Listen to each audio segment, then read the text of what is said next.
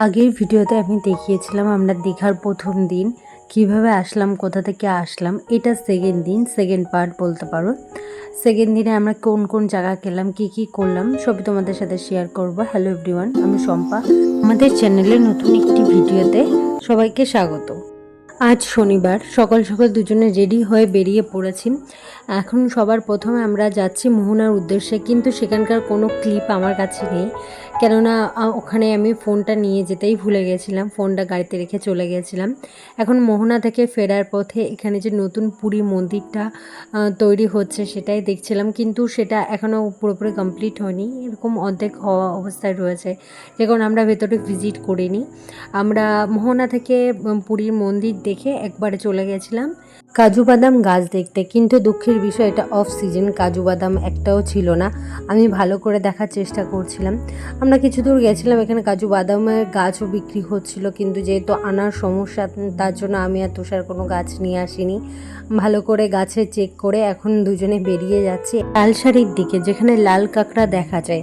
আমি তো খুব এক্সাইটেড ছিলাম লাল কাঁকড়া দেখার জন্য, কিন্তু এখন ভরা কোটাল চলছে, সমুদ্রের পুরো উত্তাল অবস্থা, আর লাল কাঁকড়া দেখতে হলে আমাকে নৌকায় করে ওই প্রান্তে যেতে হতো, আর যেটা তুষার পারমিশন দেয়নি, যেহেতু আমি সাঁতার জানি না। আমার আর এখানে লাল কাঁকড়া দেখা হলো না। তো দুজনে অনেকক্ষণ সময় আমরা বিচে কাটিয়েছিলাম, এত সুন্দর হাওয়া আসছিল, তোমরা দেখলেই বুঝতে পারবা। আর আজকের ওয়েদারটা মেঘ বৃষ্টি নিয়ে খুবই সুন্দর ছিল, থেকে থেকে বৃষ্টি আসলো। আমরা এখানে যাওয়ার পরে এক পশলা বৃষ্টিও হয়ে গেছিলো, তারপরে এখন একটু ওয়েদারটা একটু ঠিক হয়েছে। যাই হোক, আমরা দুজনে মিলে অনেকটা টাইম তালসারিতে কাটিয়ে সেখান থেকে এখন এসেছি উদয়পুর বিচে। এতক্ষণ তুষার আমাকে এটা ওটা বলে বিচে স্নান করা আটকে রাখলো। এখানে এসে আমি একরকম জেদ করেই নিয়েছিলাম, না এখানে স্নান করতেই হবে, এতটা ভালো লেগেছিলো আমাদের উদয়পুর বিচ। তো আমরা ওখানে স্নান করেছিলাম, কিন্তু সেই ভিডিও ক্লিপটা নেওয়া হয়নি। এটা বিকেলের দিকে আকাশটা এতটা সুন্দর ছিল যে আমি সেটা ভিডিও না করে থাকতে পারলাম না। অনেক দিন পর রামধনু দেখা মিলেছিল।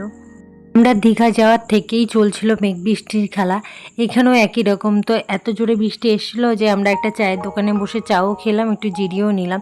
আমরা ওল্ড দীঘা থেকে নিউ দীঘার দিকে যাচ্ছিলাম, আর মাঝপথে এত সুন্দর একটা চাঁদ আর সমুদ্র, তার সাথে জ্যোৎস্নার আলো দেখে আর নিজেদেরকে সামলে রাখতে পারিনি, একটু ভিডিও ক্লিপ করে রেখেছি।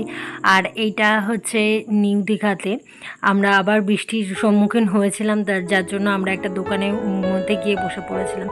বৃষ্টি থামলে আবার নিউ দীঘা থেকে ওল্ড দীঘায় ফিরে এসেছি। সারাদিন এতটাই কষ্ট হয়ে গেছে যে আমি আর ভিডিও শ্যুট করতে পারিনি। দীঘার দ্বিতীয় দিন তো আমাদের খানিকটা এইভাবে কাটলো, আর তৃতীয় দিন আমরা গেছিলাম মন্দারমণি। তো সেই ভিডিও খুব তাড়াতাড়ি আসতে চলেছে। এতক্ষণ সময় আমাদের সাথে থাকার জন্য অনেক অনেক অনেক ধন্যবাদ।